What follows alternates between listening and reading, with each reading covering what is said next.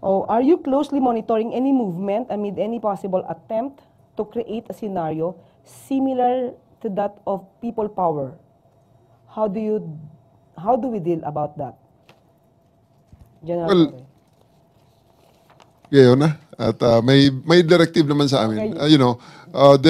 All the scenarios are taken care of at hindi man nagpapawiya ang PNP regarding that matter. May mga official pronouncements na dyan si General Fardo. General Pardo. Ang PNP naman po ma'am ay laging nagme-maintain ng proactive measures po natin at kung meron mga nagpapahayag po ng kanilang mga saloobin dito sa mga pangyayari po, kakapatan po nila yan. Yan po yung tinatawag nating freedom of expression po nila. Pero hindi po lahat ng freedom ay absolute po yan. Ang PNP po ay tinitignan po at minomonitor po yan at nakahanda po tayo sa anuman pong mga mangyayari po at wag po nating sasabihin na may mga lumalabas po kasi ngayon ma'am na pinipigilan po sila. Hindi po, in fact, nagmo-monitor lang po tayo as part po ng ating security monitoring at yung ating pong na mga nakikita po ngayon ng mga movement po ng police ay inire-relate po nila dyan. Pero sinasabi ko nga po is continuing po ma'am yung ating security preparation for election. So may mga nakikita po tayo mga simulation exercise. Yun lamang po ay bahagi po ng ating patuloy na paghahanda po para sa nalalapit po na election. Yeah. May kasunod po akong tanong, General Lachin. There are infos na may sundalo, police na nag-resign because of former President's arrest. Former President Duterte's arrest. Fake news ba ito, ma'am? May mga nakita na po tayo ma'am na fake news po. May nakita na po ang ACG na gumagamit po at nagpapakita at nagpapakilalang mga pulis at sinasabi nag-resign. Nagtanong na po tayo sa personal po natin. Wala pa naman po tayong nare-receive na anumang official communication na advising the PNP na mag-resign po sila. So wag po tayong basta-basta maniwala po sa mga misinformation at disinformation. At ang sabi po ng ating Chief PNP kanina ay wala po tayong planong disiplinahin itong mga supposedly mga pulis. Ang sinabi lang po niya ay very clear kanina. Let us just remind our PNP personnel na sila ay membro ng PNP bagamat nire-respeto natin yung kanilang mga religious and political beliefs pero hanggang nasa PNP po tayo ay dapat po ay sumunod po tayo doon sa mga pinatutupad po nating mga ethical standard, norms and policy po with respect po doon sa ating mga personal sentiments dahil meron naman po tayong umiiral na mga grievance mechanism na po pwede po nilang dalihin po doon. But for as long as they are members of the PNP, ay meron po tayong mga dapat pong i-observe na mga protocol with respect sa airing po ng ating mga personal sentiments po. Well, anyway, maliban dyan, maski na naman po ang Supreme Court mukhang naging biktima po ng fake news. Dahil may lumabas po na nag-issue nga daw po ang Supreme Court ng TRO. At mismo si Senatoriable Attorney Lambino ang nagpahayag nito sa isang video. I hope hindi naman yun AI generated. So, nakarating po ba itong fake news na ito na meron TRO, General Torre, at the time? Yes po. Nung gabi pa lang, sa aeroplano pa lang, yun na ang sinasabi ni Attorney Vijaldea na may lumabas ng TRO kaya hindi na dapat lumipad ang aeroplano. Mm-hmm. Kayo po, Yusek, nakarating din po sa inyo to? Yes, magkasama naman kami dun sa Villamor at narinig namin yun. Sakto na malapit talaga lumipad. Tapos dun kumalat yung balita na may TRO. Well, anyway, napatunayan po natin na hindi po totoo yun dahil naglabas po ng statement ng Supreme Court. Actually, meron ng ruling na denied ang TRO na ito. Okay? So, yun po. Meron po ba muna? Unahin ko na po muna. Ladies first. Si General Jean Fajardo, meron pa po ba kayong nais na idagdag sa inyong mga sasabihin o sa taong bayan? Yes ma'am, sa ating pong mga kababayan na nanonood po at nakikinig sa atin ngayon, ang lagi po nating sasabihin na ang PNP po ay isang profesional na organisasyon. Nakatutok po tayo sa ating mga mandato at asahan niyo po na laging nakahanda po ang PNP na ipatupad po ang batas. Okay.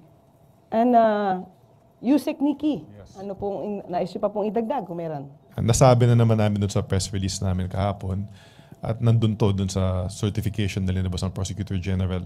Ang tungkulin ng DOJ sa buong pagpatupad ng warrant of arrest na to ay patibayan na yung pagpatupad ng warrant ay dumaan dun sa tamang proseso. Tatlong bagay yung importante na si PRRD mismo yung inaresto, ginalang yung kanyang karapatan habang inaaresto siya at dumaan sa tamang proseso yung aresto. At kami pinapatunayan namin yan at hindi lang naman salita to eh. May kita talaga natin sa mga video na talaga maximum tolerance ang ating pamahalaan. Binigay lahat ng mga naayon sa kampo ni PRRD habang pinapatupad yung warrant of arrest at walang nasaktan. Ginalang talaga sila through this entire process.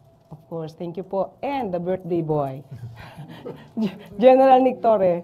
Maraming salamat po, ma'am, at maraming salamat sa suporta ng ating mga kababayan. I just would like to reiterate that I don't find joy in doing these difficult jobs. Una-una, sayang naman yung handa ko ng birthday ko. So, gusto ko lang i-emphasize na hindi ko ito ginagawa para sa personal aggrandizement o kung ano pa man. Kundi ito ay ginagawa natin dahil ito ay trabaho natin, especially that I'm the chief of the Criminal Investigation and Detection Group. This is something that has to be done para magsimula ang judicial processes na nagkataon ay dito na sa ICC, an international body, na talagang kung naghahanap sila ng neutral na body para mag-decide sa mga reklamo laban kay former PRRD, ito ng ICC. Kasi ang mga tao rito ay mga foreigners. Hindi ang mga judge dito ay foreigners. Wala itong pakialam sa Pilipinas. Wala itong pakialam sa personalidad.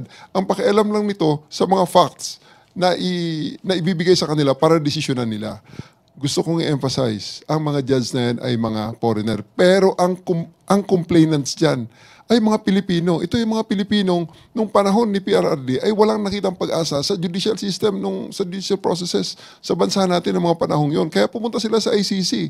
Kasi nakita nga nila, sitting senator and former justice secretary nakakulong eh. So, ito yung mga taong walang kakayahan na lumaban at wala na nakitang pag-asa kaya pumunta sa ICC. At gusto ko rin emphasize, hindi ito yung mga taong kayang kumuha ng serbisyo ng mga abogado di Campanilla. Ang mga abogado nila ay mga volunteer din na ang dala-dala lamang ay ang paniniwala para sa hustisya.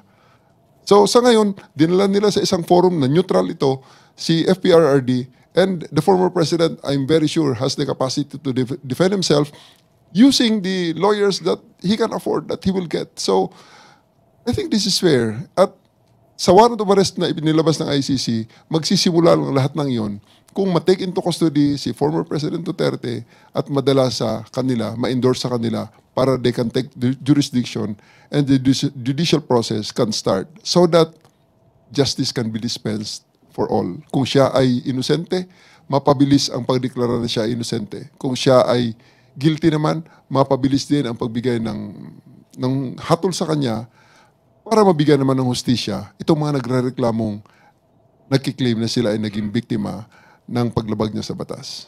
Yes. Tama po, no, General Torre. Hindi lamang po dapat natin tignan ang isang side of the story. Meron po tayong nakakalimutan. Yung kwento po nung di umano mga biktima ng EJK. So, tignan po natin pareho. Huwag po tayong kumampi. Alam natin na meron po kayo iniidolo, meron po kayong hinahangaan. Pero this time, dapat po hustisya po ang mag-prevail. Hustisya para sa di umano mga biktima at hustisya rin po kay dating Pangulong Duterte. At dyan po nagtatapos ang ating programa ngayon. Hanggang sa muli. At sa susunod na pagkakataon at kung meron pa pong another issue, at ibibigay po namin agad ang mga pagpapaliwanag patungkol dito. Maraming salamat po.